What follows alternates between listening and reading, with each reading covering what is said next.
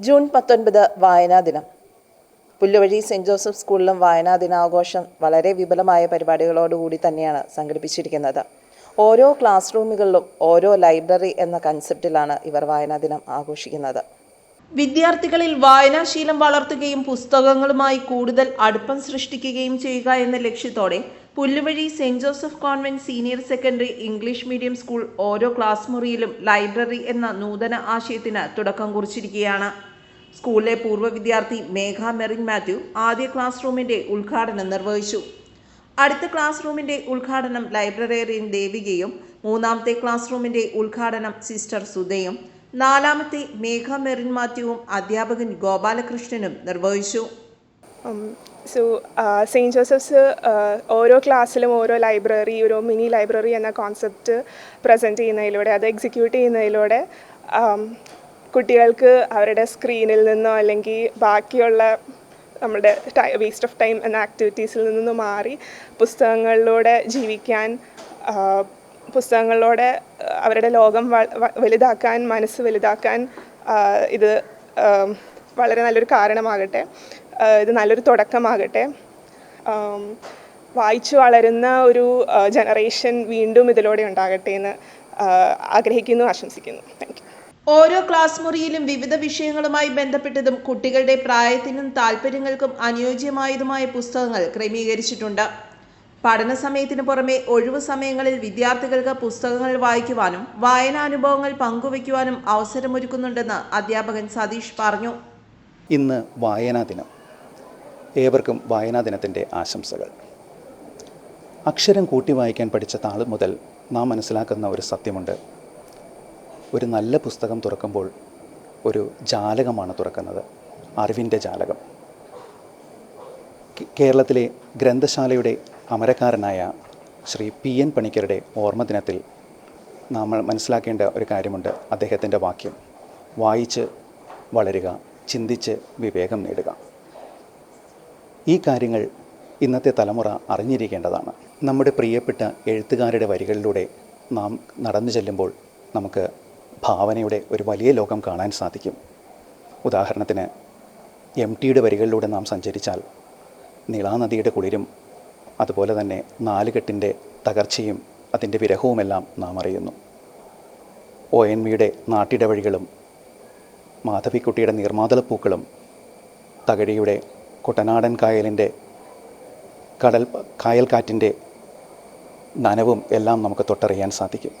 അതുപോലെ തന്നെ ചങ്ങമ്പുഴയുടെ രമണനിൽ നാം കാണുന്നത് കാട്ടുപൂക്കളുടെ ഗന്ധവും അതുപോലെ പ്രണയത്തിൻ്റെ വശ്യതയും വിരഹത്തിൻ്റെ നൊമ്പരവും എല്ലാം നാം തൊട്ടറിയുന്നു. ബാലാമണിയമ്മയുടെ വരികളിലാണെങ്കിൽ മാതൃത്വത്തിൻ്റെ സ്നേഹവും പവിത്രതയും നാം അറിയും. ഇന്നത്തെ തലമുറയ്ക്ക് ഇതെല്ലാം നഷ്ടമാവുകയാണ്. അതുകൊണ്ടാണ് ഞങ്ങൾ ഇങ്ങനെ ഒരു സംരംഭത്തിന് തുടക്കം ഇടാൻ തീരുമാനിച്ചത്. അതായത് ഇന്ന് റീൽസുകളുടെയും ഷോർട്സുകളുടെയും കാലമാണ്. പുസ്തകങ്ങൾ കുട്ടികളിൽ നിന്ന് അന്യമായി മാറിക്കൊണ്ടിരിക്കുന്നു. അങ്ങനെയാണ് ഞങ്ങൾ ഇങ്ങനെ ഒരു സംരംഭം തീരുമാനിച്ചത്. ഓരോ ക്ലാസ് മുറിയിലും ഒരു ലൈബ്രറി. ഇനി വിരൽത്തുമ്പിൽ പുസ്തകങ്ങൾ കുട്ടികളുടെ കയ്യിലുണ്ടാകും. അതുപോലെ തന്നെ അവർ വായിച്ചു വളരും. സ്ക്രീനിലെ വെളിച്ചത്തിന് തരാൻ കഴിയാത്ത ഒരു വലിയ ലോകം പുസ്തകങ്ങൾക്ക് തരാനാകും. അത് ഇനി ഞങ്ങളുടെ കുട്ടികൾ മനസ്സിലാക്കും. ലോകവും നാളെ അത് മനസ്സിലാക്കട്ടെ. അക്ഷരങ്ങൾ പൂക്കുന്ന ഈ മണ്ണിൽ അക്ഷരങ്ങളുടെ പൂക്കാലം ഒരിക്കലും കൊഴിഞ്ഞു പോകാതിരിക്കട്ടെ. ഒരിക്കൽ കൂടി ഏവർക്കും വായനാ ദിനത്തിൻ്റെ ആശംസകൾ. നന്ദി. ഈശ്വര പ്രാർത്ഥനയോടെ പൊതുപരിപാടികൾ ആരംഭിച്ചു. വിദ്യാർത്ഥികൾ വായനാ സന്ദേശം പകർന്നു നൽകി. P.N. പണിക്കരുടെ ചരമദിനമായ ജൂൺ 19 നമ്മൾ വായനാ ദിനമായി ആചരിക്കുന്നു.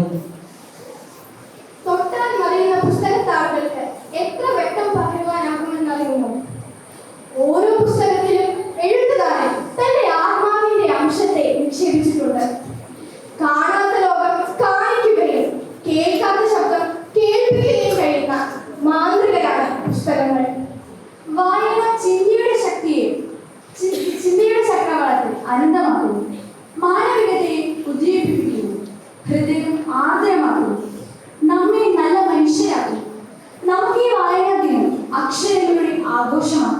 അധ്യാപകരുടെയും രക്ഷിതാക്കളുടെയും വിദ്യാർത്ഥികളുടെയും മികച്ച സഹകരണത്തോടെയാണ് വായനാ ദിനാഘോഷം സംഘടിപ്പിച്ചത്. വായിക്കണം നമ്മൾ വായിക്കണം എന്ന ഗാനത്തിന് കുട്ടികളുടെ ദൃശ്യാവിഷ്കരണം ശ്രദ്ധേയമായി.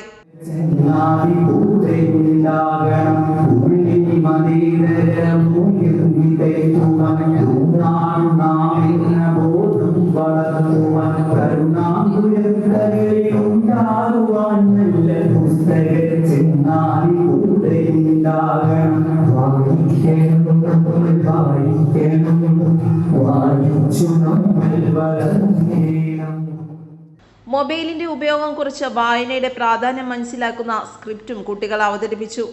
വൈക്കം മുഹമ്മദ് ബഷീറിന്റെ ഫാത്തുമയുടെ ആട്, ഒരു ജന്മം മുഴുവൻ രണ്ടാം ഊഴത്തിനായി കാത്തുനിന്ന ഭീമൻ, MD അനശ്വരമാക്കിയ രണ്ടാം ഊഴം, OV വിജയന്റെ ഖസാക്കിന്റെ ഇതിഹാസം എന്ന കൃതിയിലെ ശക്തമായ കഥാപാത്രമായ അള്ളാപ്പിച്ച മൊല്ലാക്ക, ഓർമ്മകളുടെ സുഗന്ധമുള്ള മാധവിക്കുട്ടിയുടെ നീർമാതളം വീണ്ടും പൂത്തു നിൽക്കുമ്പോൾ, ചങ്ങമ്പുഴയുടെ രമണനും ചന്ദ്രികയും, കടമനിട്ട രാമകൃഷ്ണന്റെ കുർത്തി എന്നീ കഥാപാത്രങ്ങളെ വിദ്യാർത്ഥികൾ മനോഹരമായി അവതരിപ്പിച്ചു. മലയാള തനിമ വിളിച്ചോതുന്ന വേഷവിധാനത്തിൽ കുട്ടികൾ ചുവടുകൾ വെച്ചു. പ്രിൻസിപ്പൽ സിസ്റ്റർ അനൂപ ആശംസകൾ നേർന്നു. വായനാ ദിനം മികച്ച അനുഭവമാണ് വിദ്യാർത്ഥികൾക്ക് സമ്മാനിച്ചത്. News bureau, Rayamangalam.